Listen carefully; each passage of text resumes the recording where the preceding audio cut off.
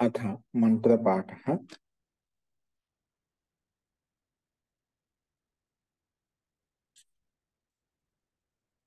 ॐ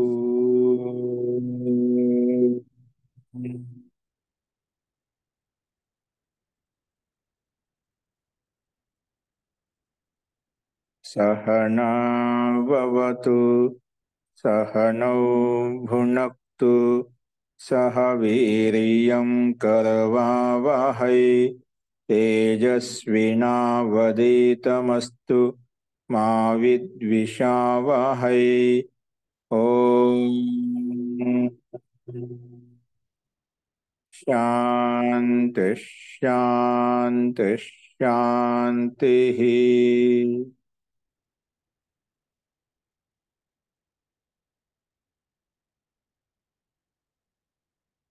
సర్వేభ్యో నమః. అందరికీ నమస్కారం అండి. మనము ఛాందోగ్యోపనిషత్తులో 8వ ప్రపాఠకంలో అంటే 8వ అధ్యాయంలో 3వ ఖండం నిన్న చూశాము. అందులో మనము అంతకంటే ముందు చెప్పినటువంటి 2వ ఖండం చెప్పినటువంటి సత్య సంకల్పం చేత సంకల్ప మాత్రం చేత మనము సమస్త లోకంలో ఉండే పదార్థాలను లోకంలో ఉండే సంబంధి జనులను మనకి ఏమి కావాలన్నా కూడా అది సంకల్ప మాత్రం చేత సిద్ధిస్తుంది అని చెప్పుకున్నాము. అది మాతృలోకమైన, భ్రాతృలోకమైన, స్త్రీలోకమైన, స్పర్శలోకమైన, అన్నపానాది లోకమైన, గీత వారిత్రాది లోకమైన అవన్నీ ఎవరు ఏ కామనతో యుక్తమై అది ఉపాసన చేస్తారో సంకల్పం చేస్తారో అవన్నీ సిద్ధిస్తాయి. కానీ ఇవన్నీ ఎందుకు చెప్పబడ్డాయి? ఇవన్నీ కామనలు ఏవైతే ఉన్నాయో అవన్నీ కూడా ఏ కామనలైతే ఉన్నాయో అవన్నీ కామనలు కూడా మనిషి యొక్క ఆత్మలో ఉన్నటువంటి సత్య కామనలు ఏవైతే ఉన్నతమైనటువంటి కామనలు కోరికలు ఏవైతే ఉన్నాయో అంటే పరమాత్మ సంబంధి ఉన్నతమైన కామనలు ఏవైతే ఉన్నాయో, స్వర్గ సుఖం విశేషానికి సంబంధించినటువంటి ఉన్నతమైన కామనలు ఏవైతే ఉన్నాయో, విద్యాపతి కామన ఏదైతే ఉందో అటువంటి కామనను ఈ మనం చెప్పుకున్న కామనలు ఏవైతే ఉన్నాయో అవన్నీ అణిచివేస్తాయి. ఎందుకు? కామనతో యుక్తంగా ఉన్నాయి కదా, సాంసారిక కామనతో యుక్తం ఉన్నాయి కాబట్టి ఇవన్నీ అణిచివేస్తాయి. అందుకే చెప్పుకున్నాం ఇక్కడ సత్యాహ కామాహ అనిరితాపిధాన. ఈ సత్య కామనలు ఏవైతే ఉన్నాయో అవన్నీ కూడా అనిరితం చేత, అబద్ధం చేత, అవిద్య చేత అణిచివేయబడి ఉన్నాయి కానీ అణిచివేయబడి ఉన్నాయి అనుకున్నాం. కాబట్టి అందుకే ఎవరైతే ఒకవేళ ఈ సత్య కామనతో అనిరిత కామనలు ఏవైతే ఉన్నాయో, సాంసారిక కామనలు ఏవైతే ఉన్నాయో అవి తాత్కాలికమే. ఇక్కడే మాత్రమే ఈ శరీరంతో ఉన్నంత వరకు నువ్వు భోగాలు అనుభవిస్తావు. వాటి ఇక్కడి నుంచి వెళ్ళిపోయిన తర్వాత అవి నీకు మళ్ళా వాటిని తిరిగి చూడలేవు. కాబట్టి ఈ అనిరిత కామనలో కారణంగా మనము ఆ సంస్కారం అయితే ఉంటుంది, చూడలేం. కానీ ఆ సంస్కార కారణంగా మనలో ఉండే సత్య సంకల్పాలు ఏవైతే ఉన్నాయో అలాగే అణిచివేయబడి ఉంటాయి. ప్రత్యక్షంగా నువ్వైతే అనుభవించలేవు కానీ ఆ సంస్కారం అలాగా ఉండిపోతుంది, వాటిని అనుభవించలేవు అనే విషయాన్ని మనం నిన్న ప్రస్తావించుకున్నామట. కాబట్టి ఆ పరమాత్మ హృదయాకాశంలో ఉన్నాడు. ఆ హృదయాకాశంలో ఉన్నటువంటి ఆత్మ మనం చూడలేకపోతున్నాం. అంటే మనలో విషయ తృష్ణ, విషయ వాసనల యొక్క ఆవరించి ఉంది కాబట్టి, మూసివేయబడి ఉంది కాబట్టి మనకు ఆ ఆత్మస్వరూపమైనటువంటి ఆత్మతత్వాన్ని చూడలేకుండా పోతున్నాం. దానికి దృష్టాంతం మనకు పృథివిలో ఉన్నటువంటి అమూల్య నిధిని, స్వర్ణ నిధిని మనము రైతు దానిపైన నిరంతరంగా నడుస్తూ కూడా దాన్ని చూడలేకపోతున్నాడు. అలాగే మన ప్రతి నిత్యము కూడా నిద్రలో సుషుప్తి అవస్థలోకి బ్రహ్మలోకాన్ని పొందుతూ కూడా ఆ ఆత్మతత్వాన్ని మనం చూడలేకుండా పోతున్నాము. ఆ పరమాత్మ యొక్క స్వరూపాన్ని మనం చూడలేకుండా పోతున్నాము. అంటే మనకు ఆ తృష్ణరూపి వాసనలు ఏవైతే ఉన్నాయో ఆత్మతత్వాన్ని అవి మూసివేయబడి ఉన్నాయి. అందుకే మనం మన యథార్థ స్వరూపాన్ని చూడలేకుండా పోతున్నాము. అంటే మన యథార్థ స్వరూపాన్ని చూడాలి అంటే మనలో ఉన్నటువంటి సాంసారిక కామనలు ఏవైతే ఉన్నాయో అవన్నీ తొలగిపోయినప్పుడే మనకు ఆ పరమాత్మ యొక్క సాక్షాత్కారం అవుతుంది. ఏదో ఒక ఒక వ్యక్తి వచ్చి అడిగాడనమాట. ఒక సాధు అంటే ఒక శిష్యుడు అనుకోవచ్చు, ఒక సాధు భక్తుడు అనుకోవచ్చు. ఒక వచ్చి ఏమన్నా అంటే హే భగవాన్, ఇది పరమాత్మ సాక్షాత్కారం లేదా ఆ దేవత యొక్క సాక్షాత్కారం అయినట్లయితే ఆ మొట్టమొదటి ఏం కోరుకోవాలి, భగవంతుని ఏం కోరుకోవాలి? ఇప్పుడు నీకు పరమాత్మ సాక్షాత్కారం, ఆత్మ సాక్షాత్కారం కావాలి అని చెప్పాము. ఆత్మ సాక్షాత్కారం అయిందనుకోండి, అప్పుడు వెంటనే ఆ భగవంతుడు ప్రత్యక్షమయ్యాడు, ఆ పరమతత్వాన్ని పొందాము. నీకు ఏ కామన నువ్వు మొట్టమొదటి ఏం కోరుకుంటావు అంటే ఏం కోరుకుంటాం మనం? అనుకున్నాం మీకు ఆ భగవంతుడు వరం ఇచ్చాడు, ఆ ప్రత్యక్షం అయ్యాడు అనుకుందాం. అప్పుడు అంటే నీ తపస్సు ద్వారా నువ్వు ఆ పరమాత్మ పొందగలిగావు అంటే వెంటనే ప్రత్యక్షం వెంటనే ఆ భగవంతుని ఏం కోరుకుంటావు? ఏమైనా కోరుకుంటావా?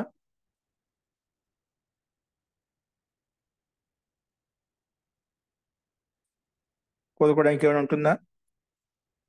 ఏమీ ఉండదండి, ఏమీ ఉండదు. ఎందుకు? భగవంతు ప్రత్యక్షమైన కదా, ఏమైనా కోరుకోవాలి కదా.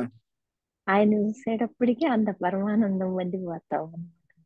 ఆ?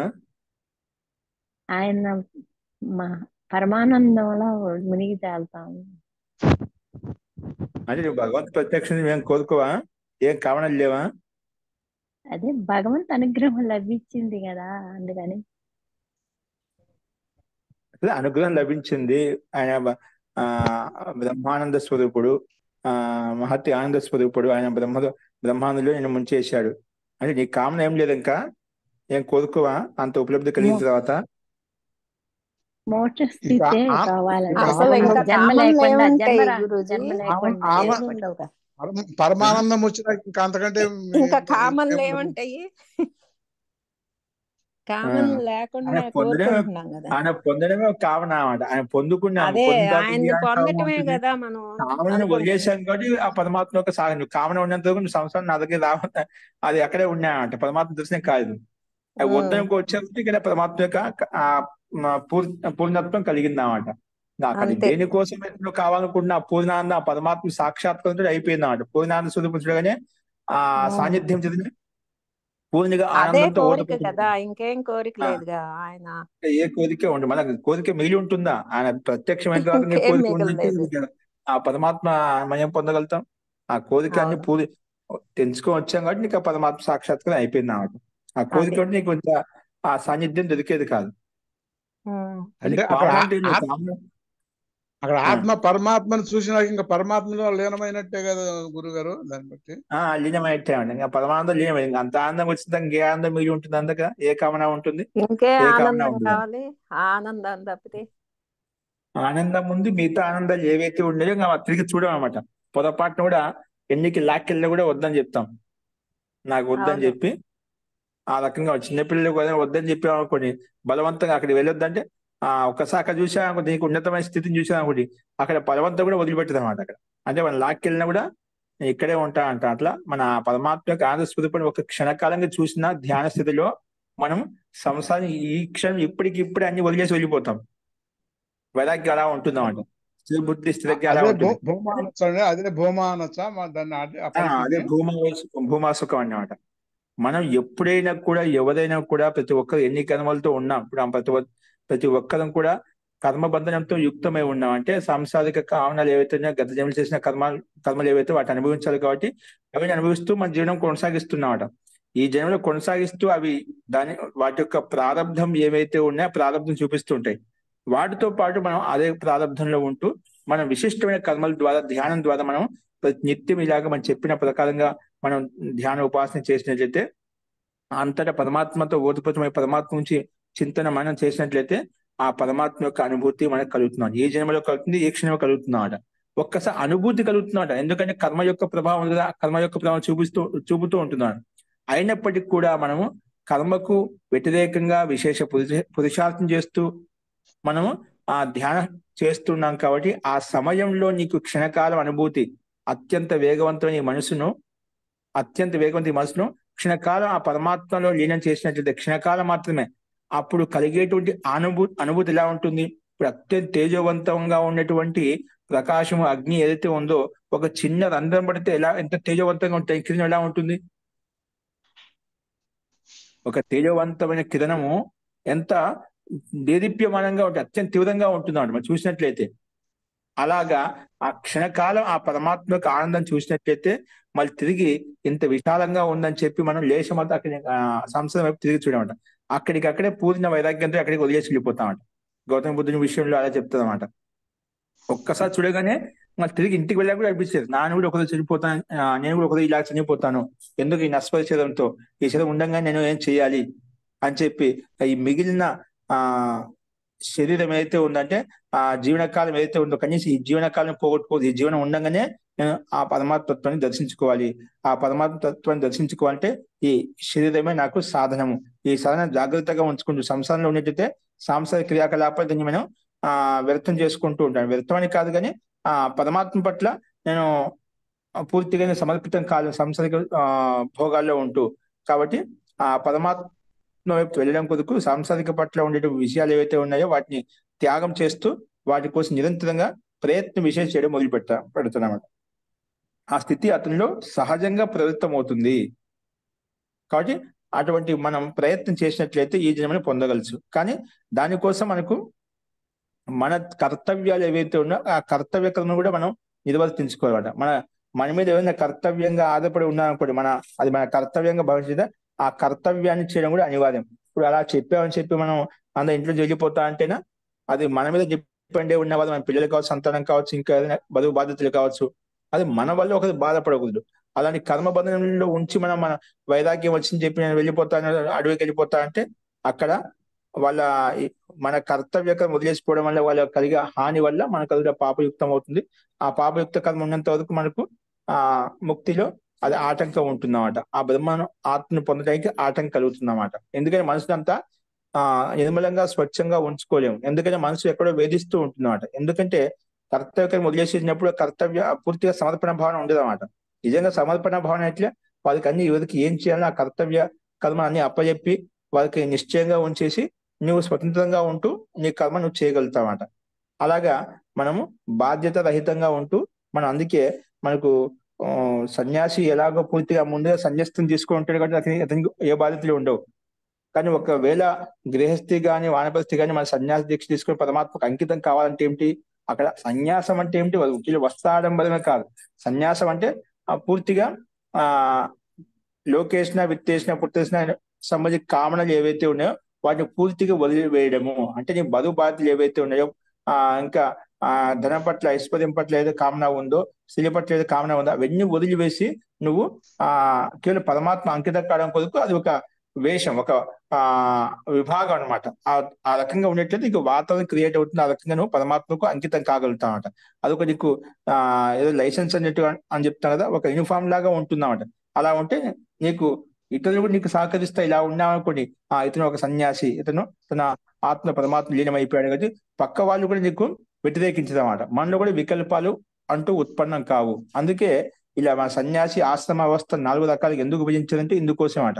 అంటే ఎప్పుడు ఏ సమయంలో ఏ ఆశ్రమంలో ఉన్నప్పుడు ఏ కర్మలు చేయాలనో ఆ కర్మలు చేయడం వలన ఆ కర్మానుగుణంగా అక్కడ ఉండే వాతావరణం, అక్కడ ఉండే ప్రకృతి, అక్కడ ఉండేటువంటి పరిస్థితులు ఏవైతే ఉన్నాయో అన్ని కూడా ఈ బ్రహ్మాండం పిండంలో ఉన్నటువంటి వ్యక్తులు ఎవరైతే ఉన్నారో బ్రహ్మాండంలో ఉండే పదార్థాలు కావచ్చు, పిండంలో ఉండే పదార్థాలు కావచ్చు, అవన్నీ కూడా నీకు సహకరిస్తాయన్నమాట. నీకు ముక్తి సాధనలో సహాయపడతాయన్నమాట. బట్ ఆ రకమైన ప్రయత్నం చేసినట్లయితే ఆ బ్రహ్మాండాన్ని పొందవచ్చు. మనకు ఆ స్థితిని ఈ క్షణకాలంలో మనం దర్శనం చేసుకున్నట్లయితే దాని సహాయం చేత మనకు పూర్తిగా సమర్పణ భావంతో అంకితమై తీవ్ర వేగంతో మనము ఆత్మ సంబంధి పరమాత్మ సంబంధి ఇటువంటి జ్ఞానం పొందడం కొరకు మనం అత్యంత వేగవంతంగా కర్మానుష్ఠానం చేయడం మొదలు పెడతాం. ఆ రకమైన స్థితిని మనమే క్రియేట్ చేసుకోవాలి. కాబట్టి గతంలో ఏం చేశాను వదిలివేసి నేను మాట చెప్తూ ఉంటాను. ఇప్పుడు వర్తమానంలో మనం ఏం చేయగలుగుతున్నాం దానికోసం ప్రయత్నం చేసినట్లయితే ఎవరైనా దాంట్లో ఎటువంటి భేదం లేదంట. స్త్రీ పురుష భేదం లేకుండా, ఎటువంటి భేదాలు లేకుండా నీలో ఈ క్షణంలో నువ్వు మనసు సంకల్పం చేసుకున్నట్లయితే ఈ రోజు అన్ని త్యాగం చేస్తున్నాను, కేవలం జీవన నిర్వహణ కొరకే నేను సంసారంలో సాంసారిక పదార్థాలతో సంబంధం ఏర్పరచుకుంటాను. అంతకన్నా నాకు అన్ని రెండోటి కామన అంటే ఏం లేదండి. ఆ పరమాత్మ కామన తప్పితే మూడో కామన అంటే ఏది లేదన్నట్టుగా భావిస్తూ మనం నిత్య నిరంతరంగా పరమాత్మతో ఓతప్రోతమైనట్లయితే ఆ పరమాత్మ యొక్క మార్గం ప్రశస్తం చేస్తామట. అదొక స్థితిని మనం ఉత్పన్నం చేసుకోవచ్చు. కాబట్టి ఆ కర్మబంధం యొక్క ప్రభావం కూడా ఉంటుంది. వాటిని మన ప్రయత్న విశేషించాలని కోరిక ఉన్నప్పుడు వాటిని ఎదుర్కొంటూ మనం ముందుకెళ్ళగలుగుతామంట. అది నీకు అత్యంత ఉన్నతమైన సంస్కారాన్ని చేకూరుస్తుంది, ఇంకా నేను ముందు తీసుకెళ్తుంది కూడా. ఆ ప్రయత్నం అని చేయాలి. అస్తు. సో ఇక్కడ ఈ రకంగా మనం ఆ పరమాత్మ అంతటా వ్యాపించి ఉన్నాడు కాబట్టి ఆ సత్య స్వరూపాన్ని మనం తెలుసుకోవాలి. అది మనం సాంసారికంలో ఉండే కామను వదిలేసినప్పుడు, దాన్ని దాటుకు వెళ్ళిపోయినప్పుడు పరమ జ్యోతిని పొందగలుగుతాము. తన స్వరూపంతో యుక్తం అవుతాం, అంటే మన స్వరూపంతో మనం యుక్తం అవుతాం అట. ఎప్పుడైతే మనం మన స్వరూపం యుక్తమైపో అప్పుడే అమృతత్వము, అభయత్వము మనలో నిర్భయత్వం ఉత్పన్నమవుతాయి. అదే బ్రహ్మస్వరూపము. అందుకే ఆ సత్య స్వరూపాన్ని అర్థం చేసుకుని, సత్యాన్ని అర్థం చేసుకుని మనం విపాసన చేసినట్లయితే ఆ బ్రహ్మతత్వాన్ని పొందగలుగుతామని చెప్పి మనం చెప్పుకున్నామట. అదే స్వర్గ సుఖము, స్వర్గ విశేషం అని చెప్పి చెప్పుకున్నామట. అస్తు. చూడండి 4వ ఖండంలో ఏం చెప్పారంటే మళ్ళీ అథ అథ య ఆత్మ అథ య ఆత్మ సహ సేతు విధృతి ఏషాం లోకానాం అసంవేదాయ న ఏతం సేతుం అహోరాత్రే తరతః న జరా న మృత్యు న శోకః న సకృతం న దుష్కృతం పాప్మానః అతః నివర్తంతే. సర్వే పాప్మానః అతః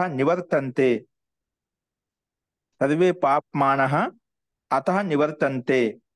అందుకే అపహత పాప్మా హి ఏషః బ్రహ్మలోకః. అపహత పాప్మా హి ఏషః బ్రహ్మలోకః. అందుకే ఇక్కడ మనం నిన్న సత్యంలో 3 అక్షరాలు అని చెప్పాము. సత్యాలు సా అనేది ఆ బ్రహ్మలోకాన్ని, ఆ తా అనేది జగత్ పృథ్వీలోకాన్ని సంకేతిస్తుంది. ఈ యొక్క యకారం అనేది ఇది కలుపుతుంది చెప్పుకున్నాం. అంటే ఇక్కడ సాధకుడు ఎవరైతే ఉన్నదో అమృతం ద్వారా అమృతం అంటే ఇక్కడ అమృత స్వరూపం స్థితిని ఎవరు పొందగలిగి ఉంటుందంటే ఆ పరమాత్మ యొక్క స్వరూపాన్ని, బ్రహ్మతత్వాన్ని ఎవరు పొందగలుగుతుందో ఆ జగత్తులో ఉంటూ జగత్ నుంచి బ్రహ్మతత్వం నుంచి జగత్తును రెండింటి యొక్క కలయిక చేత ఆ పరమాత్మ యొక్క సత్య స్వరూపాన్ని తెలుసుకోగలుగుతాడు. అంటే వాటిని సమన్వయం చేసుకోగలుగుతాడు. అంటే అమృతాన్ని, అది మర్త్య లోకాన్ని అంటే జగత్తును, అలాగే బ్రహ్మలోకాన్ని, అలాగే ఈ జగత్తును సమన్వయం చేసుకుంటూ ఈ జగత్తులో ఉంటూ బ్రహ్మను, ఆ బ్రహ్మతో లీనమై జగత్తును చూడగలుగుతాడు. ఆ శక్తి సమన్వయపూర్వకంగా మనం చూసినట్లయితే, అంటే పిండంలో ఉంటూ మనం ఆత్మ సాధన చేసినట్టు మొదలుపెట్టినట్లయితే ఆ బ్రహ్మాండం యొక్క స్వరూపాన్ని తెలుసుకుంటూ, పిండంలో ఉండే రహస్యం తెలుసుకుంటూ, ఆ రకంగా బ్రహ్మాండము పిండం యొక్క కలయిక చేత మనం స్వర్గలోకాన్ని పొందగలుగుతాము అనే విషయాన్ని మనం అక్కడ చెప్పుకున్నామట. అదే విషయాన్ని ఇక్కడ ఈ అమృత లోకము అంటే మర్త్యలోకము, అది బ్రహ్మలోకము. అమృత లోకం అంటే అక్కడ బ్రహ్మలోకము, మర్త్యలోకం అంటే పృథ్వీలోకం అయితే ఉందో ఈ రెండు పరస్పరము కలిసి ఉన్నంత వరకు మనకు ఈ శరీరంతో సంబంధం ఏర్పడి ఉంటుందన్నమాట. కానీ ఈ రెండింటి కలయిక ఎంతవరకు ఉంటుందంటే అక్కడ ఆత్మతత్వం ఉన్నంత వరకు. ఇక్కడ ఆత్మ అనేది ఒక సేతులాగా సేతు అంటే మన బ్రిడ్జి అంటాం కదా, అలాగా ఉంటుందన్నమాట. అంటే ఈ చివరన ఆ చివరన, అంటే ఒక చివర ఏంటంటే మనకు జగత్ అంటే పృథ్వీలోకం, ఒక చివరన అమృతలోకం బ్రహ్మలోకం అనమాట. కాబట్టి పృథ్వీలోకం బ్రహ్మలోకం ఆ రెండింటికి మధ్య సేతు ఉంది అన్నమాట. ఇప్పుడు మనకు 3 వేలు పెట్టుకున్నట్లే మధ్యలో ఆత్మ ఉంది, ఒకవైపున పృథ్వీలోకం ఉంది, ఒకవైపున మోక్షలోకం ఉంది అన్నమాట. అంటే మనకు ఆత్మను ఏ వైపు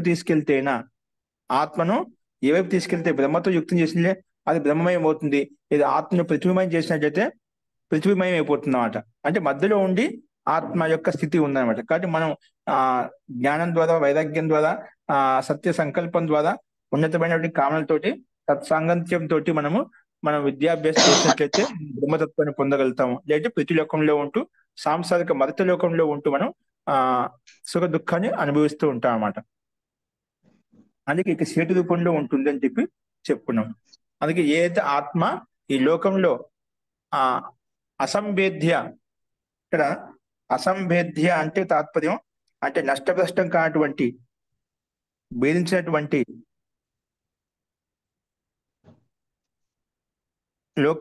భేదించినటువంటి లోకాలు ఏవైతే ఉన్నాయో అంటే నష్టం కానటువంటి నా ఏతం సేతుం అంటే ఎప్పుడు నష్టం కానటువంటి ఆత్మ స్వరూపం నష్టం కాకుండా ఎప్పుడు అసలు దాన్ని భేదించలేము అనమాట. అది నష్టం కాదు.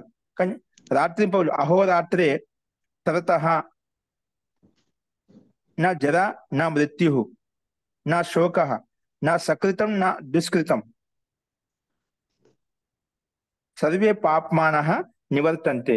ఎప్పుడైతే మనము ఆ ఆత్మతత్వాన్ని మనం తెలుసుకున్నట్లయితే ఒక జరావస్థ కానీ, మృత్యు అవస్థ కానీ, శోకం కానీ, ఆ పాపం పాపకృత కర్మలు కానీ, పుణ్యకృత కర్మలు కానీ, ఇవన్నీ ఏవైతే ఉన్నాయో అవన్నీ కూడా కర్మబంధంతో రహితంగా ఉంటాయన్నమాట.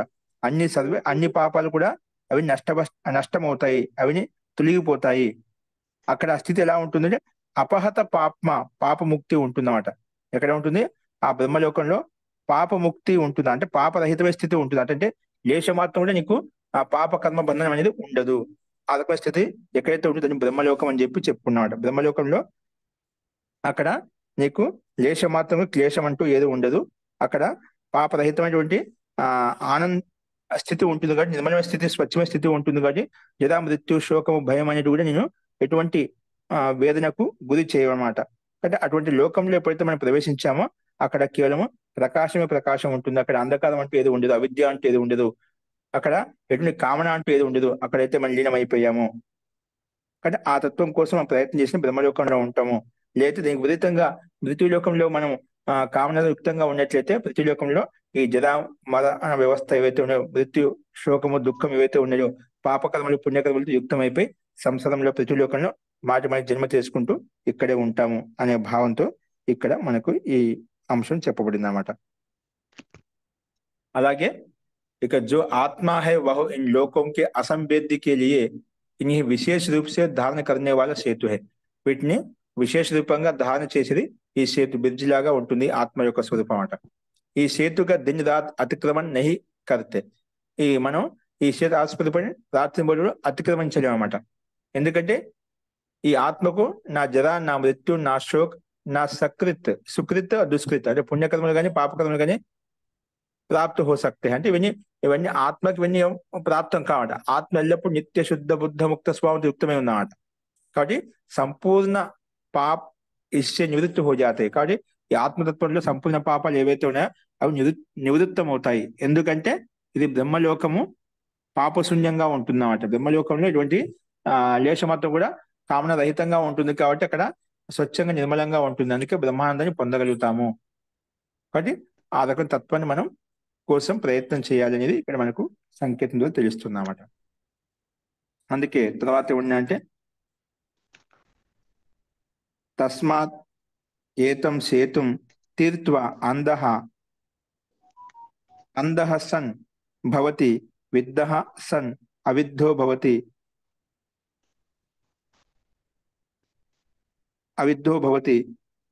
ఉపతాపి సన్ అనుపతాపి భవతి.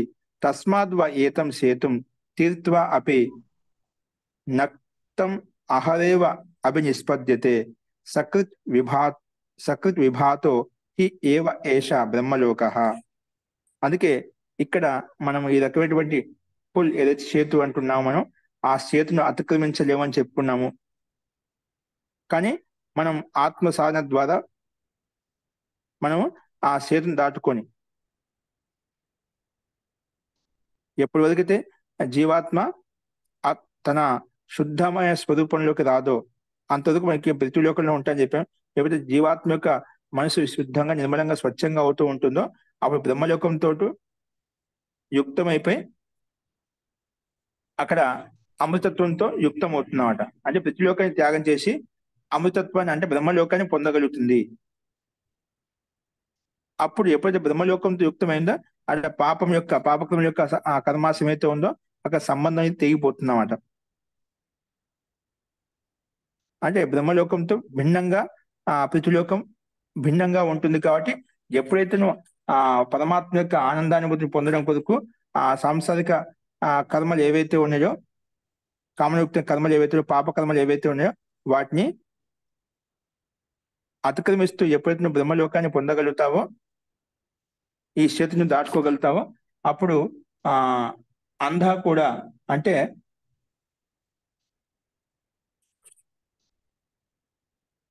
అంధహస అంటే జ్ఞాశూన్యంగా ఉంటూ కూడా అతడు జ్ఞానిగా మారిపోతాడు.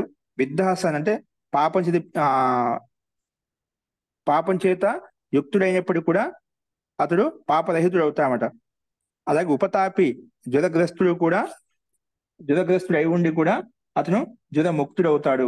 అంటే ఇక్కడ ఏమంటున్నా అంటే మనము ఎటువంటి కర్మలు ఇప్పుడు వర్తమానంలో ఏ కర్మలతో యుక్తమై ఉన్నప్పటికీ కూడా ఒకవేళ ఆత్మత్వాన్ని మనం దర్శించుకున్నట్లయితే ఆత్మత్వాన్ని మనం విశేష ప్రయత్నం చేస్తాం.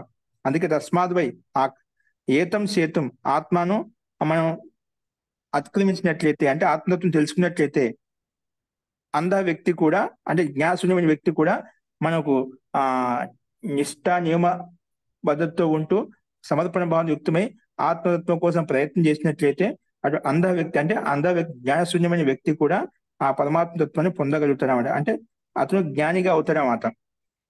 పాపం యుక్తుడై ఉండి కూడా పాపరహితుడు అవుతాడు ఎప్పుడు ఆ పరమాత్మ యొక్క తత్వాన్ని తెలుసుకున్నప్పుడు.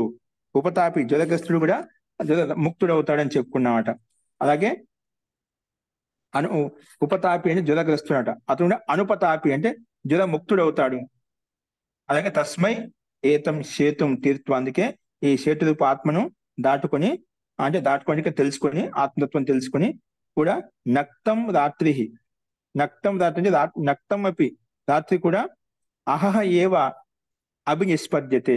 ఇప్పుడు ఎలా ఉంటుంది, ఎప్పుడైతే ఆ ఆత్మతత్వాన్ని తెలుసుకుంటామో ఈ రాత్రి అంధకారం అయితే ఉందో అక్కడ కేవలం దినం లాగా కనిపిస్తున్నాడు. నక్తమపి అహహ ఏవ అంటే నిరంతరంగా దినం ఏ విధంగా ప్రకాశిస్తూ ఉంటుందో అలాగే ఆ బ్రహ్మలోకాన్ని పొందిన తర్వాత ఆ వ్యక్తి నిరంతరంగా ఆనందాన్ని పొందిన ప్రకాశం లోకాన్ని చూస్తూ ఉంటాడు అన్నమాట. అక్కడ అంధకారం అంటూ అవిద్య అంటూ చీకటి అంటూ ఏది ఉండదు అంటే నిరంతరం ప్రకాశయుక్తంగానే ఉంటాడు, సంపూర్ణంగా నిష్పన్నుడు అవుతాడు అన్నమాట. అంటే అవిద్య అంధకారం నష్టపరుస్తుడు అవుతాడు. ఎల్లప్పుడూ విద్య సూర్యుని యొక్క ప్రకాశం ఉదయిస్తూ ఉంటుంది. అలాగా సకృత్ విభాత హి ఏవ ఏషః బ్రహ్మలోక. అలాంటి స్థితి అయితే ఉందో మనకు నిరంతరంగా ప్రకాశమైన జ్యోతిర్మయ లోకం అయితే ఉందో అది ఆ లోకాన్ని ఎలా పొందగలుగుతా అంటే సకృత్ విభాత ఏవ ఏషః బ్రహ్మలోక.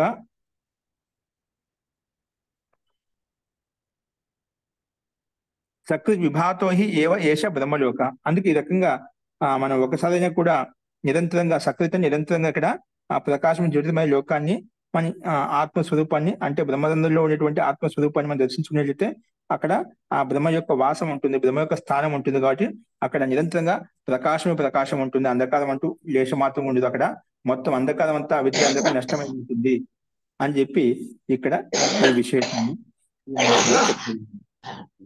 కాబట్టి మనము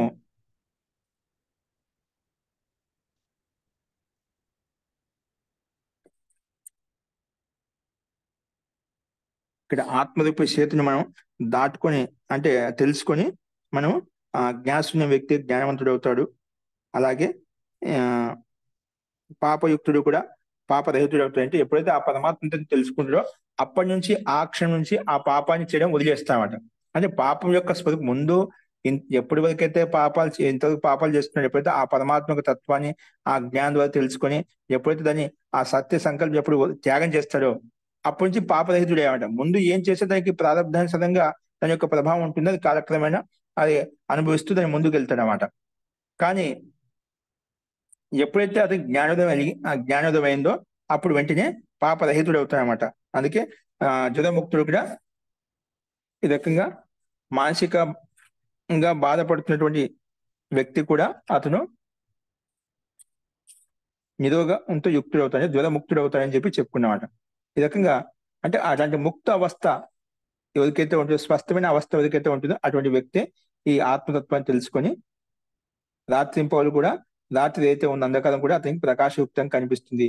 ఆ రకంగా నిరంతరం ప్రకాశమైన లోకాన్ని బ్రహ్మలోకంగా బ్రహ్మకి నివాస స్థానంగా మనం చెప్పుకుంటామని చెప్పి ఈ అంశం ద్వారా మనకు తెలుస్తుందన్నమాట.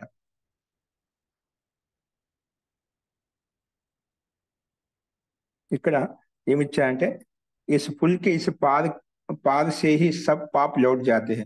ఎప్పుడైతే ఇప్పుడు మనము ఒక సేతులాగా చెప్పుకున్నాం కదా ఆత్మతత్వాన్ని, ఎప్పుడైతే మనం ఆత్మ తెలుసుకుంటామో అప్పుడు జబ్ తక్ జీవ అప్నే శుద్ధ ఆత్మా కే రూప్ మే ఆకర్ బ్రహ్మలోక్ కే సాత్ ఐసే నహీ జుడి జాతా. అంటే తన శుద్ధ స్వరూపంలోకి రాకుండా శుద్ధ స్వరూపంలోకి వచ్చి ఆత్మకి రూప్ మే జాకర్ అంటే ఆత్మ రూపంలో లీనమైపోయి బ్రహ్మలోకం లీనమైపోయి ఎప్పటికి రాదో అంతవరకు ఈ మూల ఆ మూలను అంటే ఈ ఆ మోక్షం యొక్క లోకం పృథ్వీలోకం ఏవైతే ఉన్నాయో రెండు ద్వారాలు ఏవైతే ఉన్నాయో శ్రేయ మార్గం ప్రేయ మార్గం అలాగే ఉంటుందన్నమాట. ఎప్పుడైతే మార్గాన్ని నిశ్చయించుకొని ఆత్మ శుద్ధ బుద్ధంతో యుక్తం అయిపోతుందో ఆ మధ్యలో ఉండే సేతులాగా ఉన్నటువంటి ఆత్మ ఏదైతే ఉందో ఆ మూలన శ్రేయ మార్గం ఉంది, ఈ మూలకు ఈ చివరన ప్రేయ మార్గం అన్నమాట. ఆ ప్రేయ మార్గంతో యుక్తమై ఉన్నంత వరకు కామనాతో యుక్తమైనంత వరకు ప్రేయ మార్గంలో ఉంటుంది. ఆ శ్రేయ మార్గం ఎప్పుడైతే మనకు సత్య సంకల్పం నిశ్చయించుకొని కర్మానుష్ఠానం చేస్తామో అనుగ్రహం ద్వారా పరమాత్మ యొక్క అనుగ్రహం ద్వారా విద్య ద్వారా అక్కడ ఆత్మతత్వాన్ని ఇక్కడ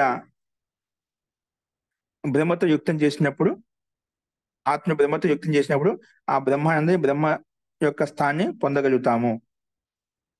అయితే తబీ తక్ ఉస్కే సాత్ పాప సంపర్క హే అంటే ఎప్పుడైతే మనం పృథ్వీలోకంతో యుక్తమై ఉంటామో పాపంతో సంపర్క యుక్తంగా ఉంటామన్నమాట. తర్వాత ఆ పాపని అతిక్రమించినప్పుడు ఏమవుతుందంటే వాటి వేద అవుతాము అంటే బ్రహ్మలోకాన్ని పొందగలుగుతామట. ఈ రకంగా ఆత్మత్వాన్ని పొందేటువంటి వ్యక్తి ఎవరైతే ఉన్నారో జ్ఞానవంతుడు అవుతాడు, రోగముక్తుడు అవుతాడు అని చెప్పి ఈ రకం చెప్పుకున్నాం. అక్కడ అటువంటి వ్యక్తికి నిరంతరంగా కూడా అక్కడ అంధకారం అంటూ ఉండదు, ప్రకాశం ఉంటుంది. ఎల్లప్పుడూ ఆ బ్రహ్మలోకంలో ఆ ప్రకాశమైన ప్రకాశాన్ని ప్రకాశం యొక్క ప్రకాశాన్ని ఆనందానుభూతిని పొందుతూ ఉంటాడని చెప్పి ఈ రకంగా చెప్పుకున్నామట. అందుకే ఇక్కడ లాస్ట్ లో కూడా తద్య ఏవ ఏతం బ్రహ్మలోకం బ్రహ్మచర్యేణ అనువిందంతి తేషాం ఏవ ఏష బ్రహ్మలోకాః తేషాం సర్వేషు లోకేషు కామాచారో భవతి. అంటే ఎవరైతే ఈ రకంగా ఈ బ్రహ్మలోకాన్ని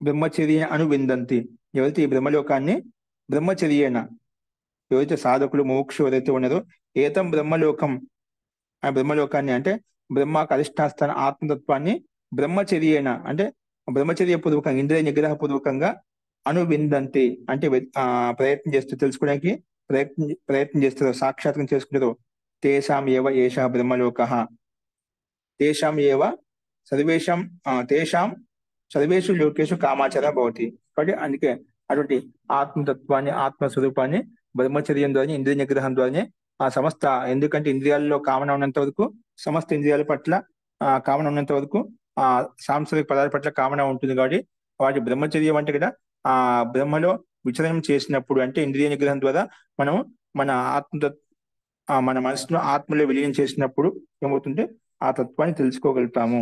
అంటే బ్రహ్మచర్యం ద్వారానే ఆ పరమాత్మను వెతుకోగలుగుతాము, పరమాత్మను పొందగలుగుతాము. అలాగే అతనికి అన్ని లోకాల్లో నిర్బాధమైన గతి ఉంటుంది, సమస్త లోకాల్లో విచరించగలుగుతాడు, సమస్త లోకాల యొక్క జ్ఞాన విషయాన్ని తెలుసుకోగలుగుతాడు అని చెప్పి. కాబట్టి ఈ బ్రహ్మలోకాన్ని బ్రహ్మచర్యం ద్వారానే అంటే ఆ పరమాత్మ తత్వాన్ని బ్రహ్మచర్యం ద్వారానే వెతకగలుగుతాము, పొందగలుగుతాము. అటువంటి వ్యక్తికి బ్రహ్మలోకం కూడా ప్రాప్తం అవుతుంది. అలాగే ఈ బ్రహ్మలోకంలో అతనికి అన్ని లోకాల్లో నిర్బాధమైన గతి ఉంటుందని చెప్పి చెప్పుకున్నామాట. అందుకే తేషాం ఏష బ్రహ్మలోకః తేషాం సర్వేషు లోకేషు కామాచారో భవతి. అన్ని లోకాల్లో నిర్బాధమైన గతి ఉంటుందని చెప్పి ఇక్కడ మనకు ప్రత్యక్షం అవుతుంది. ఈ రకంగా చతుర్థ ఖండంలో మనకి ఈ రకంగా ప్రస్తావించబడింది. అంటే మనము ఆ తత్వాన్ని పొందాలంటే ఖచ్చితంగా ఆత్మను యొక్క తత్వాన్ని తెలుసుకోవడం అత్యంత అనివార్యం. ఆ బ్రహ్మతత్వాన్ని బ్రహ్మచర్యం తెలుసుకోవాలంటే ఆత్మ సంబంధి విషయ జ్ఞానం ఏదైతే ఉందో ఆ విషయ జ్ఞానం తెలుసుకోవడం అత్యంత అనివార్యం. అందుకే మనం సేతు అంటే ఇక్కడ ఆత్మతత్వాన్ని ఆత్మ సేతు రెండింటికి మధ్య ఏదైతే మనం సేతు రూపం చెప్పుకున్నామో అంటే ఆత్మతత్వాన్ని మనం తరించాలి అంటే మనం ఆ పరమాత్మ యొక్క జ్ఞాన్ని యథార్థంగా తెలుసుకోవాలి. అప్పుడు మాత్రమే మనకు మనలో ఉండే అవిద్య అంధకాన్ని తొలగించుకొని జ్ఞాన ప్రకాశం యుక్తులు అవుతాము. కాబట్టి అటువంటి వ్యక్తికి ఎప్పుడైతే మనం తెలుసుకోవాలని ప్రయత్నం చేస్తున్నామో అటువంటి వ్యక్తి కూడా రోగ ప్రతిరోధక క్షమతతో యుక్తుడు అవుతామంట. అంటే ప్రతిరోధక క్షమత పెరుగుతుంది, అతనిలో ఆ సామర్థ్యం పెరుగుతుంది. అందుకే ఇక్కడ అన్ని రకాల మానసిక ఆధ్యాత్మిక తాపాలు ఏవైతే ఉన్నాయో ఆధ్యాత్మికము ఆది భౌతికం అని చెప్పి ఇవి గుణత్రయ తాపాలు ఏవైతే ఉన్నాయో, సూక్ష్మంగా ఉండే తాపాలు, దుఃఖాలు ఏవైతే ఉన్నాయో వాటిని అన్నింటిని అతిక్రమించుకుంటూ ఆ పరమాత్మక తత్వం కొరకు, బ్రహ్మతత్వాన్ని కొరకు పొందడం కొరకు అత్యంత ప్రయత్నశీలుడు అవుతారన్నమాట. అంటే ఆ బ్రహ్మలోకంలో ఉండే ప్రకాశత్వాన్ని నిరంతరంగా బ్రహ్మచర్యం ద్వారా నిరంతరంగా పొందగలుగుతాడని చెప్పి మనకు ఈ అంశం తెలుస్తుంది. మన స్థూలంగా అయితే ఉదాహరణ చెప్పాము, ఆత్మ మధ్యలో ఉంది, ఒకవైపున ప్రకృతి ఉంది, ఒకవైపున ఆ పృథ్వీలోకం ఉంది, అంటే పృథ్వీలోకం ఒకవైపున బ్రహ్మలోకం అంట. ఈ రెండు లోకాల్లో ఆత్మ మధ్యలో ఉండి మనం ప్రకృతి కూడా ఆకర్షణీయంగా ఉంది, అక్కడ పరమాత్మ యొక్క శక్తి కూడా ప్రకాశవంతంగా ఉంది. కానీ మనలో మన ఆకర్షణ అంతా స్థూలంగా కనిపించేటువంటి పృథ్వీలో ఉండేటువంటి పదార్థాలు, పృథ్వీలో ఉండే పదార్థాలన్నీ ఆకర్షణీయంగా ఎలా ఉంటే స్థూలంగా ప్రత్యక్షంగా కనిపిస్తున్నామట. అది మనలో కామన ఉన్నంత వరకు మనం ఆ చేతి రూపంలో ఉంటూ, మధ్యలో ఉంటూ ఆ తత్వాన్ని చూడగలుగుతాం. పృథ్వీలోకంలో తత్వాన్ని, ఆకర్షణీయమైన పదార్థాలను, వ్యక్తులను మనం చూస్తూ ఉన్నట్లయితే అక్కడ మన గతి అటువైపు ఉంటుంది. అదే విధంగా దాన్ని అతిక్రమించి మనం విపరీత దిశలో మనం శ్రేయ మార్గంలో చూసినట్లయితే, దానికి విపరీత దిశలో పరమాత్మ తత్వాన్ని, ఆత్మ యొక్క స్వరూపాన్ని చూసినట్లయితే మనకు అక్కడ పరమాత్మ యొక్క స్థితి ఉత్పన్నమవుతుంది అనే అంశం మనకి ఇక్కడ తెలుస్తుంది. కాబట్టి అటువంటి తత్వాన్ని మనం బ్రహ్మలో విచరిస్తూనే బ్రహ్మచర్యపూర్వకంగా ఉంటూ సమస్త ఇంద్రియాలు తన వశంలో ఉంచుకుంటూ మనం ఈ కర్మానుష్ఠానం చేయగలుగుతామని చెప్పి, అంటే ఉపాసన చేసి పరమాత్మ యొక్క ఆనందానుభూతి పొందవచ్చు అనేది మనకు ఈ పాఠం ద్వారా తెలుస్తుంది. అస్తు.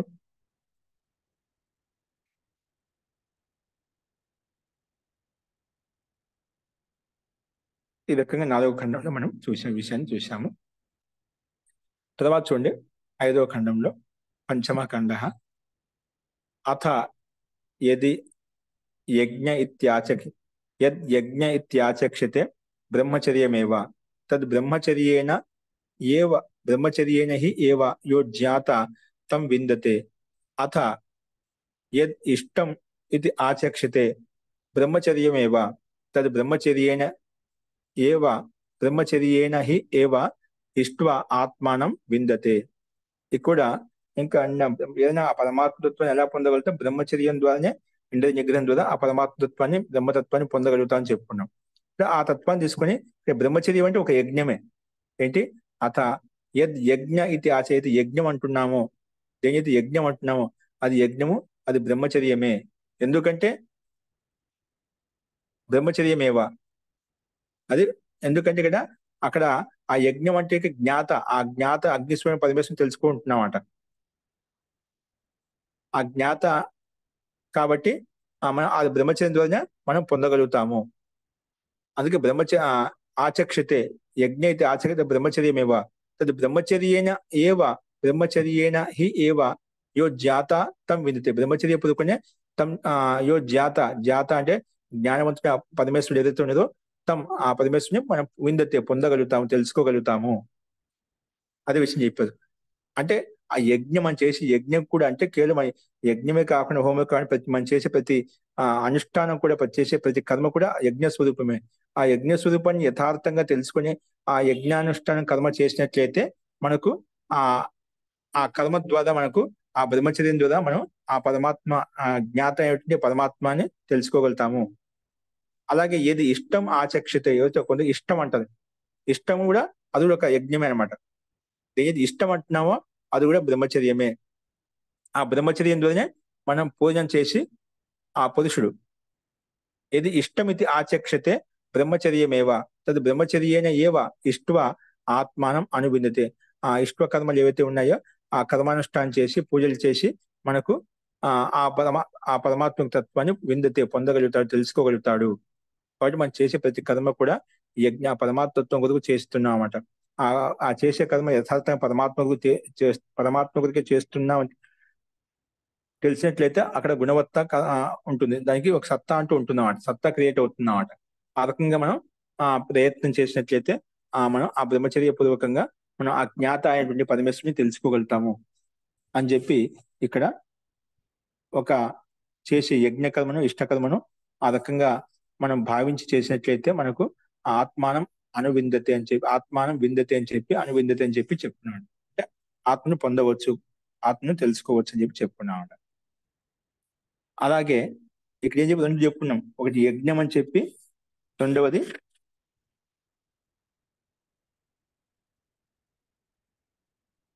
ఇష్టం అని చెప్పి మొదటి అంశంలో. ఇప్పుడు అంటే యజ్ఞం అంటే దేని ద్వారా అయితే మనం ఇక్కడ అంటే కర్మకాండి, అంటే కర్మకాండ చేసే వాళ్ళు ఎవరైతే ఉన్నదో యజ్ఞం అని ఏదైతే అంటారో అది బ్రహ్మచర్యమే. ఎందుకంటే వాళ్ళ అనుష్ఠానం చేసిన బ్రహ్మచర్యపూర్వకంగా ఉంటూ నిష్ఠ శ్రద్ధ నియమాలతో ఉంటూ అనుష్ఠాన్ని యజ్ఞం చేస్తూ ఉంటది అన్నమాట. కాబట్టి ఆ యజ్ఞం అంటున్నామంటే, యజ్ఞం చేస్తున్నామంటే ఆ బ్రహ్మచర్యని ఆచరిస్తూ పాటిస్తూ మనం కర్మ చేస్తున్నాం కాబట్టి అది బ్రహ్మతో యుక్తమై చేస్తున్నాం అన్నమాట. కాబట్టి అక్కడ ఆ రకంగా మనసు మనం నిధి ఆ, నిర్మలత్వాన్ని తీసుకొస్తున్నాం. అంటే మనలో శుద్ధిని స్వచ్ఛత్వాన్ని మనలో ఏర్పరచుకుంటున్నామంట. అంటే ఆ యజ్ఞం ద్వారా మనలో ఉండే మాలిన్యాన్ని తొలగించుకొని అక్కడ సత్వగుణాన్ని ఓతప్రోతం చేసుకుంటాం. సత్వగుణంతో యుక్తం కావడం వలన ఆ పరమాత్మ యొక్క తత్వాన్ని మనం పొందగలుగుతామంట. అందుకే ఆ బ్రహ్మచర్యం ద్వారా మనం జాత బ్రహ్మం తెలుసుకోగలుగుతామని చెప్పి చెప్పుకున్నాం. అలాగే కర్మకాండ కొంత ఇష్టం అంటామట, అది కూడా బ్రహ్మచర్యం అని చెప్పుకున్నాము. అది ఆ రకంగా మన ఇష్ట కర్మలను ద్వారా బ్రహ్మచర్యపూర్వకంగా ఉంటూ ఆ మనసును అందులో యుక్తం చేసి ఆత్మతత్వాన్ని పొందగలుగుతాము. అలాగే ఇక్కడ రెండో మంత్రంలో అథ అథ సత్రాయణం, ఇది కూడా ఒక యాగం విశేషం అన్నమాట. ఇష్టం కూడా అంటాము కొన్ని, యజ్ఞం అంటాము కొన్ని. ఇక్కడ యత్ సత్రాయణం ఇది ఆచక్షతే బ్రహ్మచర్యమేవ తద్ తద్ బ్రహ్మచర్యేణ హి ఏవ సత్ ఆత్మనః త్రాణం విందతే. అథ యత్ మౌనం ఇది ఆచక్షతే బ్రహ్మచర్యమేవ తద్ బ్రహ్మచర్యేణ ఏవ బ్రహ్మచర్యేణ హి బ్రహ్మచర్యేణ బ్రహ్మచర్యేణ హి ఏవ ఆత్మానం అనువిద్య మనుతే. ఇక్కడ కూడా అదే విధంగానే కర్మకాండిలో అంటే కర్మకాండ చేసేటువంటి యాజ్ఞికులు ఎవరైతే ఉన్నారో సత్రాయణ యజ్ఞం దేని అయితే అంటారో అది కూడా బ్రహ్మచర్యమే. ఎందుకంటే ఆ బ్రహ్మచర్యం ద్వారానే ఆ సత్రూపమైనటువంటి ఆత్మతత్వాన్ని పొందగలుగుతాము, ఆత్మతత్వాన్ని రక్షించుకోగలుగుతాం, అంటే ఆత్మస్వరూపాన్ని మనం పొందగలుగుతాము. అదేవిధంగా ఎవరైతే యాజ్ఞికులు కర్మకాండ చేసే వాళ్ళు మౌనం అంటున్నారో అది కూడా ఒక బ్రహ్మచర్యమే. ఆ మౌనంగా ఉండాలంటే కూడా ఎంతో నిష్ఠ శ్రద్ధ కలిగి ఉండాలన్నమాట. ఎందుకంటే ఆ మౌనం అనేది మన ద్వారా చేయబడుతున్నమాట. మౌనం అంటే కేవలం స్థూలంగా కాకుండా సూక్ష్మంగా మనసావాచ కర్మణంగా మౌనంగా ఉండాలన్నమాట. బట్ అది కూడా ఒక బ్రహ్మచర్యమే. అంటే బ్రహ్మచర్యం ద్వారా ఆత్మతత్వాన్ని పొందవచ్చును. ఎందుకంటే ఆ బ్రహ్మచర్య అవస్థలో అన్నప్పుడు ఉంటూ మౌనంగా ఉండటం వల్ల అక్కడ మౌనం అవుతుంది. ఎప్పుడైతే మౌనంగా ఉంటామో మన మనసులో మననం చేసుకుంటామంట. అందుకే మౌనంగా ఎందుకు ఉంటామంటే సాధకులు ఆ మౌనంగా ఉంటూ మననం చేసుకోగలుగుతామంట. అంటే పరమాత్మ తత్వాన్ని నిరంతరంగా ఆలోచించుకోగలుగుతారు. మన మౌనం లేనంత వరకు ఏదో ఒకటి మాట్లాడుతుంటాం కాబట్టి అక్కడ మననం జరగదు అంట. మననం లేనంత వరకు అక్కడ అది నిశ్చయత్వం లేనంత వరకు సాక్షాత్కారం కూడా పొందలేము. కాబట్టి మౌనంలో ఉంటున్నామంటే అక్కడ మననం చేస్తాం, అంటే ఆత్మతత్వాన్ని మనం పరమాత్మతత్వాన్ని పొందగలుగుతాము. అందులో కూడా చాలా మంది నేను మౌన వ్రతం ఉన్నా అండి, మౌన దీక్ష తీసుకున్నా అండి, ఉపవాసం తీసుకున్నా అంటున్నాడు. అంటే ఆ సమయంలో ఇలా ఉంటున్నా అంటే మన మనసును నిర్మలంగా స్వచ్ఛంగా ఉంచుకుంటూ పవిత్రంగా ఉంచుకుంటూ అక్కడ మన మనసును పరమాత్మ లీనం చేయడం అని చెప్పి తాత్పర్యం అంట. అక్కడ మౌనంగా ఉంటూ మననం ద్వారా మనం ఆ పరమాత్మను విచారించినట్లయితే, పరమాత్మ కోసం ప్రయత్నం చేసినట్లయితే మనకు ఆ పరమాత్మ యొక్క అనుభూతి మనకు కలుగుతుంది. కాబట్టి అది కూడా ఒక బ్రహ్మచర్యమే అని చెప్పి చెప్పుకున్నాం. అక్కడ సత్రాన్ని యజ్ఞం అయితే అది కూడా బ్రహ్మచర్యమే. ఆ బ్రహ్మచర్యం ద్వారానే మనం ఆత్మ స్వరూపాన్ని తెలుసుకుంటున్నాము. అలాగే ఏదైతే మౌనం అంటున్నామో అది కూడా ఆ మౌనం కూడా మనసు ద్వారా చేసేది కాబట్టి అది కూడా ఒక బ్రహ్మచర్యమే. దాని ద్వారా మనం మౌనంగా ఉంటూ మననం చేస్తున్నాం కాబట్టి ఆత్మతత్వాన్ని పొందవచ్చు అని చెప్పి ఇక్కడ ఈ రెండవ అంశంలో మనం చూసాం అనమాట. అస్తు.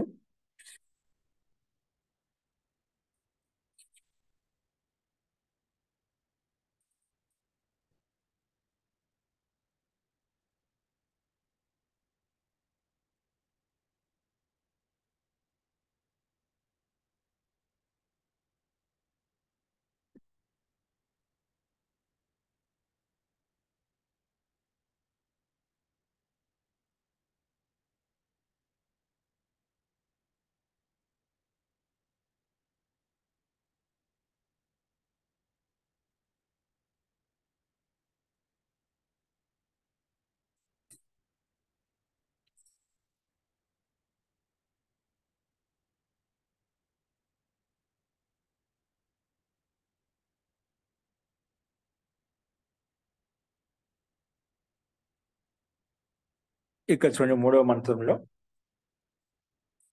అథ యత్ అనాశకాయనం ఇది ఆచక్షతే. ఇది కూడా అనస్వరత అంటే ఒక యజ్ఞ విశేషం అన్నమాట. బ్రహ్మజ్ఞానికి ఒక సాధన విశేషం అంట. అంటే బ్రహ్మతత్వాన్ని పొందడానికి స్వర్గకామ యజేత అంటాం కదా, అక్కడ భిన్న భిన్న కామన యుక్తం అయి ఉండి ఆ బ్రహ్మతత్వాన్ని పొందడం కొరకు భిన్న భిన్న యాగాలు చేస్తూ ఉంటామట. స్వర్గ సూక్తాన్ని పొందడం కొరకు. అనాశకాయనం అంటే అనస్వరత అంటే నస్వరత అనేటువంటి ఆ పరమాత్మతత్వం, ఆ పరమాత్మను బ్రహ్మను ఆత్మను దృష్టిలో పెట్టుకుని చేసేటువంటి యాగం అనమాట. అటువంటి యజ్ఞ విధి ఆ బ్రహ్మజ్ఞానం యొక్క సాధనం అయితే ఉందో అనాశకాయం అయితే ఆచక్షతే తద్ బ్రహ్మచర్యమేవ తద్ బ్రహ్మచర్య తద్ ఏషః హి ఆత్మ నశ్యతి యం బ్రహ్మచర్యేణ అనువిందతే అథ యత్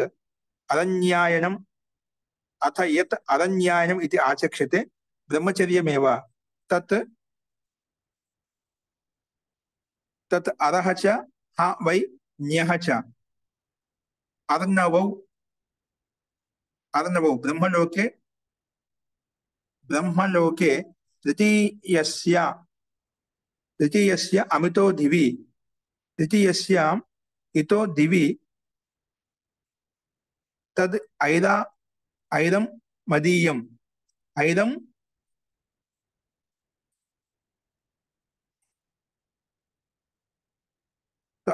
మదీయం సరః తద్ అశ్వత్థః సోమసవనః తద్ అపరాజిత ఊహ్ బ్రహ్మణః ప్రభు విమితం బ్రహ్మణః ప్రభు విమితం హిరణ్మయం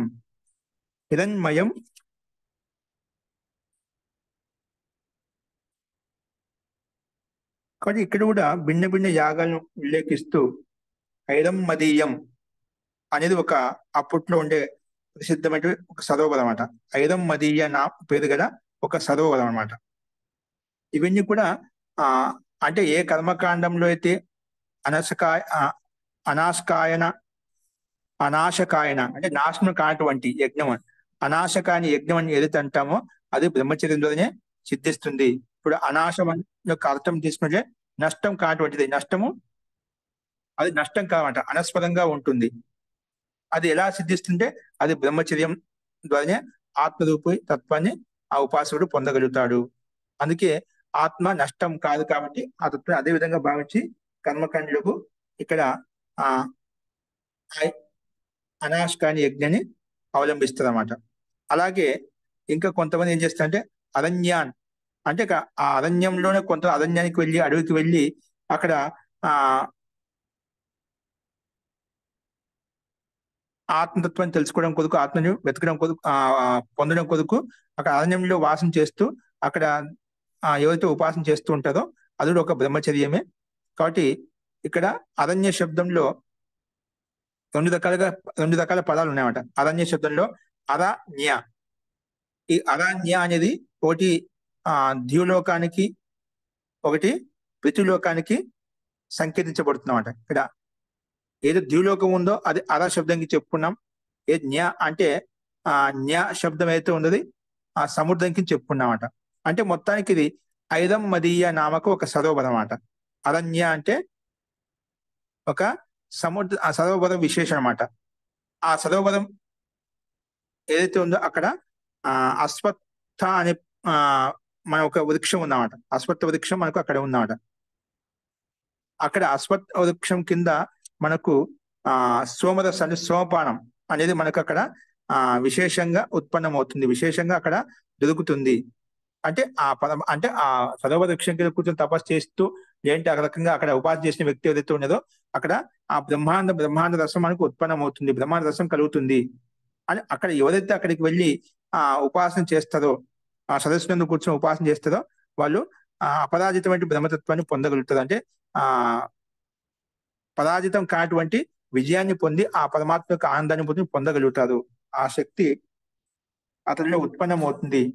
కానీ ఈ రకంగా ఇవన్నీ చేసే కర్మలు ఏవైతే ఉన్నాయో అరణ్యాన్ని యాగం కావచ్చు, అనాశకాయన యజ్ఞం కావచ్చు, ఇవన్నీ కూడా ఆ బ్రహ్మతత్వాన్ని పొందడం కొరకు ఇక్కడ మనకు విశేషంగా చెప్పబడ్డాయి. అంటే ఈ యజ్ఞం అనేది మనం చేస్తున్నాం, బ్రహ్మచర్య పథకం చేస్తున్నాం కాబట్టి ఆ వారికి ఆ యజ్ఞానుష్ఠాన కర్మ ద్వారా వారికి ఆ శక్తి ఉత్పన్నం అవుతుంది కాబట్టి ఆ ఆత్మతత్వాన్ని పొందగలుగుతున్నారు. అందుకే అలాగే పూర్వ బ్రహ్మణ ప్రభు విమిత్తం హిరణ్మయం అంటే విశేష రూపంగా ఆ ప్రభు యొక్క నిర్మాణంని సువర్ణమయ మండపంతో యుక్తమయంగా హిరణ్మయం అంటే దాన్ని ఆ పరమాత్మ ఆ రకంగా తేజవంతంగా పోల్చి ఆ తత్వాన్ని పొందాలి అంటే ఈ రకమైన శ్రవణముల ద్వారా అంటే యజ్ఞముల ద్వారా ఆ కర్మలు చేస్తూ తన మనసు నిర్మలంగా స్వచ్ఛంగా చేసుకుంటూ ఆ పరమాత్మ తత్వాన్ని పొందగలుగుతున్నారు అని చెప్పి ఈ అభిప్రాయం ఇక్కడ ఈ అంశాలు చెప్పబడిందన్నమాట.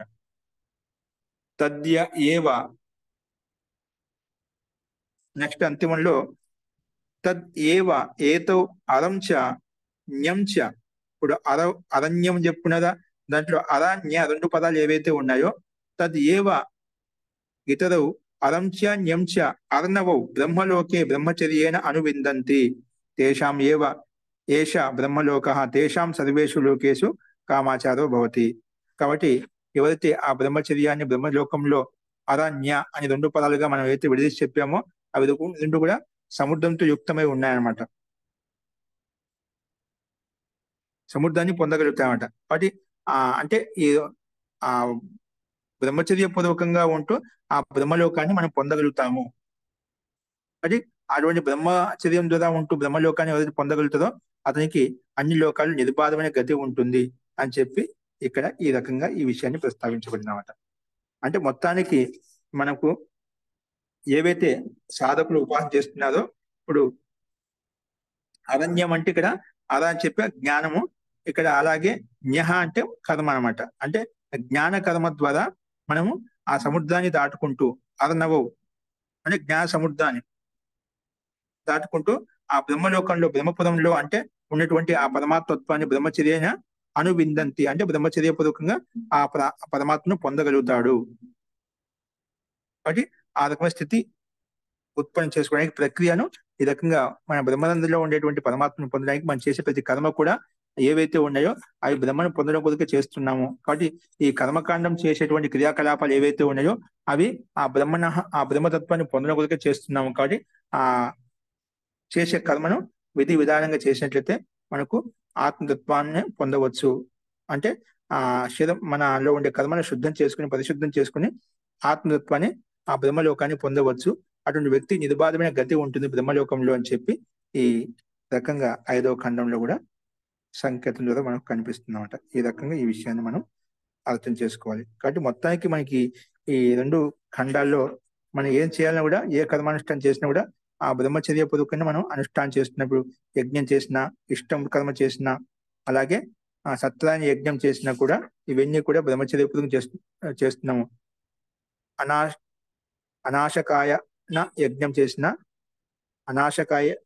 అనాశకాయ యజ్ఞం కానీ అలాగే ముఖ్యంగా ఇదేనమాట ఇదో విశేష యజ్ఞము. ఇదొక యజ్ఞాష్టాన్ని కూడా బ్రహ్మచర్యపూర్వకంగా చేస్తున్నాము.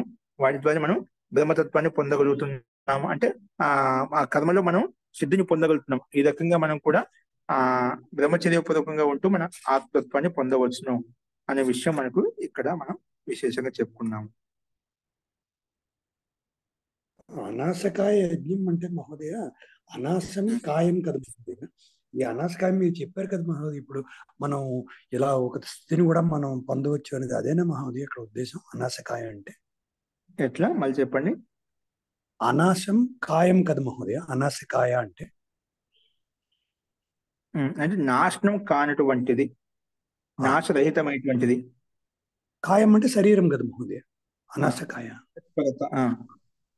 అది మీరు ఇప్పుడు ముందు దీంట్లో చెప్పారు కదా మహోదయ, మనం అలాంటి స్థితిని కూడా పొందగలుగుతాం. అంటే ఈ శరీరం నాశం కానిది అన్న ఒక స్థితి ఆ పరమాత్మను తెలుసుకున్నప్పుడు వస్తుంది అని మీరు చెప్పారు కదా. ఆత్మతత్వాన్ని పొందినప్పుడు అక్కడ మనకు నష్టం కానిది అజరత్వమైన అమరత్వంతో యుక్తమైనదని చెప్పి భావన మనకు కలుగుతుంది. మనకు అది వాస్తవమే.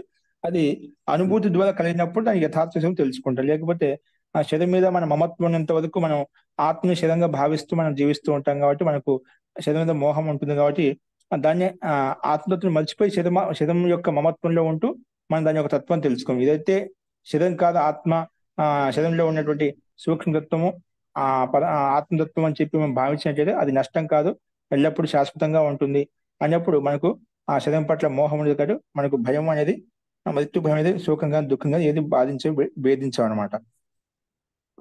అందుకే అలాంటి భావన ఉత్పన్నం కావడం కూడా అనాశకాయన యజ్ఞం అని చెప్పి, అలాగే మనం నష్టం కానిటువంటి ఆ తత్వాన్ని తెలుసుకోవడం కొరకు బ్రహ్మచర్యపూర్వకంగా ఉంటూ మనం ఆ పరమాత్మను ఉపాసన చేస్తుంటాం. బ్రహ్మతత్వాన్ని పొందడం కొరకు మనలో ఉండే బ్రహ్మను వెతుకుతూ ఉంటామట. అంటే అది మనం విశేషంగా ప్రయత్నం చేసి మనం సాధన ద్వారా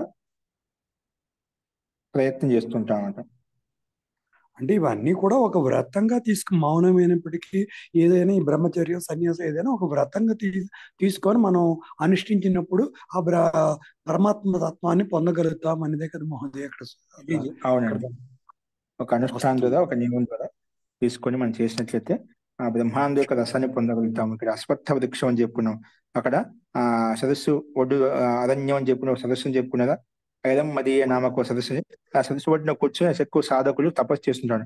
అలా కూర్చొని బ్రహ్మ లీనం అంటే బ్రహ్మాండం యొక్క రసాన్ని పొందుతూ ఉంటుంది అన్నమాట అని అక్కడ ఒక ఉపలక్షణంగా తీసుకొని చెప్పామట. ఆ జ్ఞాన ఆనందాన్ని పొందదు. రసం అంటే ఇక్కడ జ్ఞానానందం అంట. ఆ జ్ఞానం ద్వారా వ్యక్తికి యథార్థమైనటువంటి స్ఫూర్తి కలుగుతుందన్నమాట. ఆ బ్రహ్మతత్వాన్ని పొందగలుగుతాడు అనే భావంతో ఇక్కడ ఈ 5వ ఖండం చెప్పబడింది. అస్తు, మిగిలిన అంశం ఏదైనా రేపు చూద్దాం. అస్తు. ఇక్కడ ఇది కొంచెం సాధన పిండంతో యుక్త నాడీ పింగళ అంటాం కదా, అలాగా యుక్తమైన ఈ ప్రకరణం 6వ ఖండం ఉంటుంది. అవి సుషుమ్న నాడి, పింగళ నాడి అని చెప్పి అంటుంటాం కదా, పింగళ సుషుమ్న సూర్య నాడి, చంద్ర నాడి అని చెప్పి దాని మీద కూడా దాని మీద ఆ తత్వాల మీద మనం దృష్టి పెట్టి మనం ఉపాసన పద్ధతి ప్రకారం అని ఇక్కడ చెప్పబడింది. అదేంటో రేపు చూద్దాం. అస్తు. శాంతి పాఠ.